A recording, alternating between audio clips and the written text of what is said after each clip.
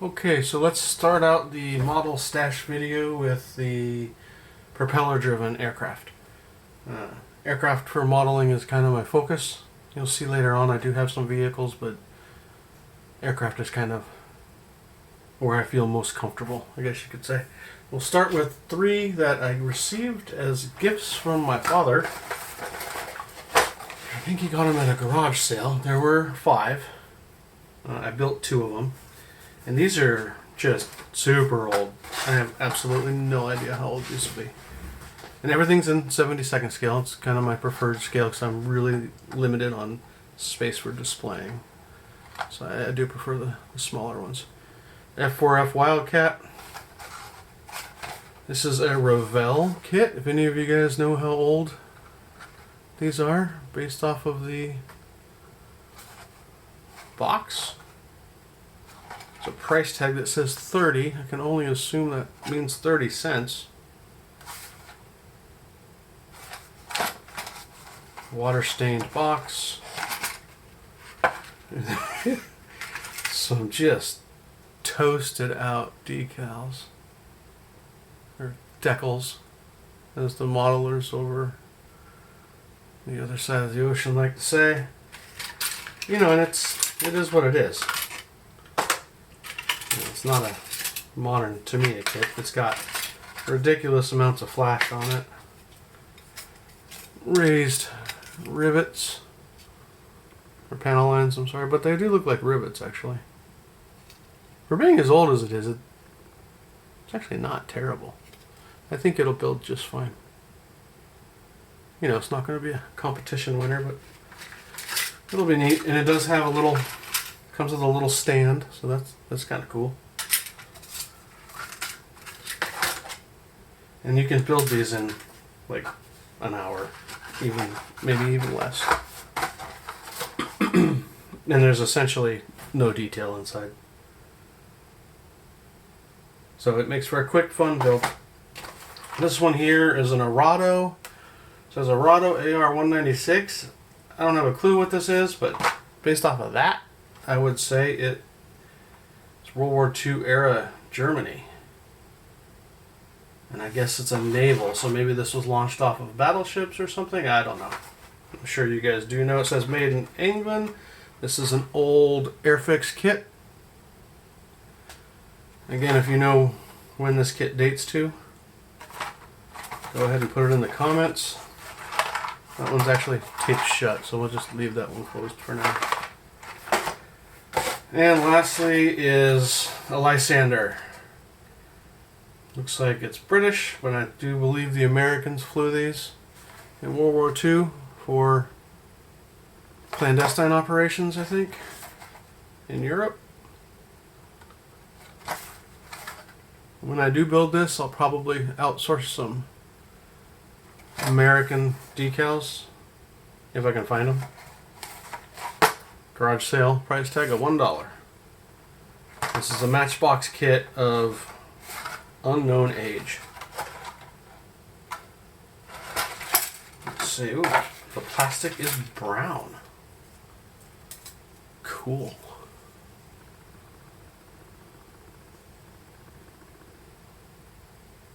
Hey, this will be fun. Put some American decals on it. I think the American ones were all black.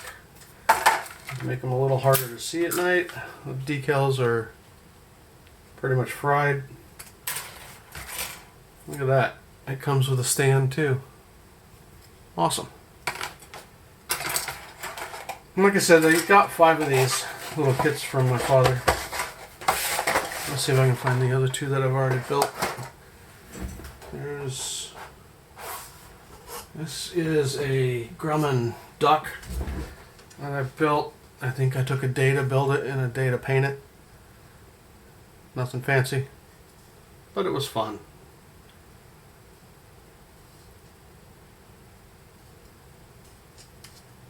It's got 2 little bombs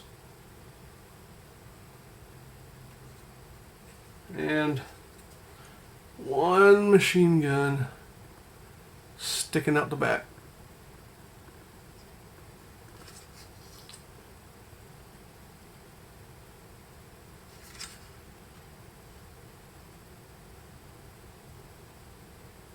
I hope that's focusing.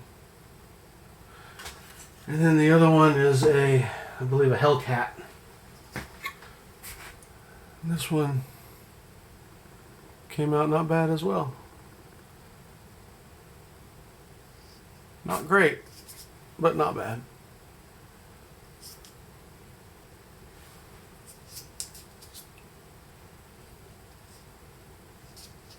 It's got quite a few victory flags. There we go.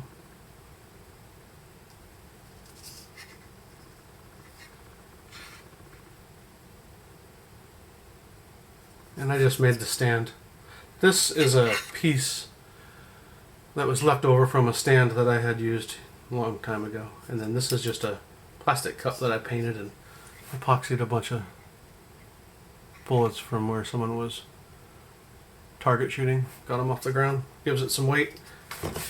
Just sits like that. Okay. Next is a Samson World War I American fighter.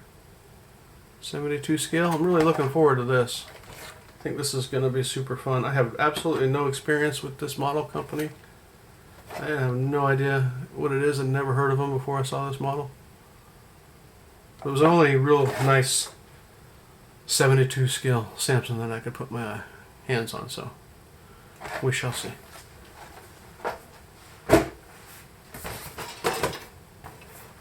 Next is a Beaver, de Havilland.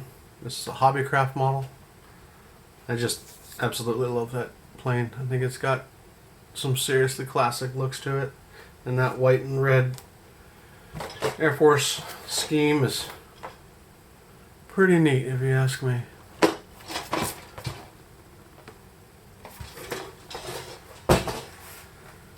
Next, P-39, Airacobra. Incredible plane. Love the history of this thing. The Russians used these to incredible efficiency in World War II. I built a 32nd scale one of these years ago. It came out really nice. Different schemes. I'm kind of leaning towards the whitetail American, but we'll see. Arma Hobby.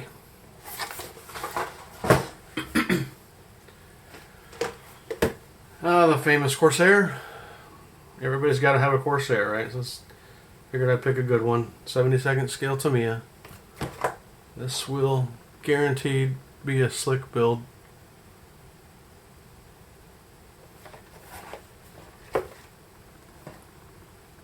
I'm sure this is an incredible kit. Okay.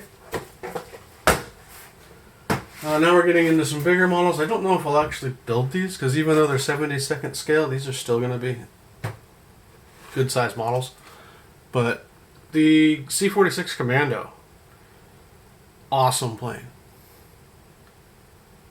I don't think it gets as much recognition as it should.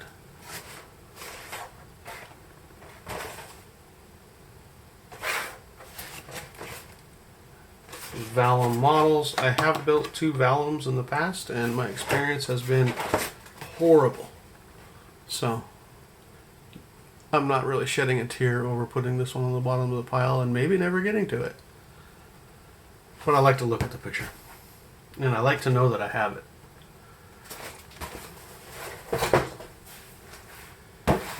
Even bigger, got the Lockheed C-121 Constellation. Just, you know, the epitome of a cool aircraft. I had to have this model, whether I built it or not. Plus, my dad has a soft spot for this because it was the first airliner he ever flew on when he was a kid. Heller models, you know, they're not terrible, but they're not anything to write home about either.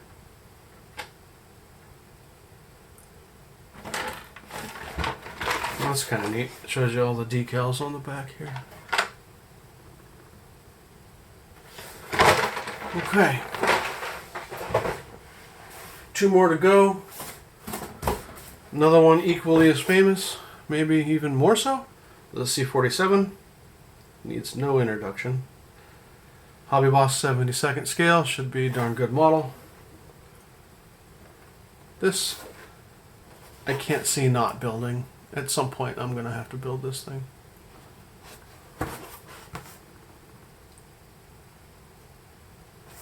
You see how big it is?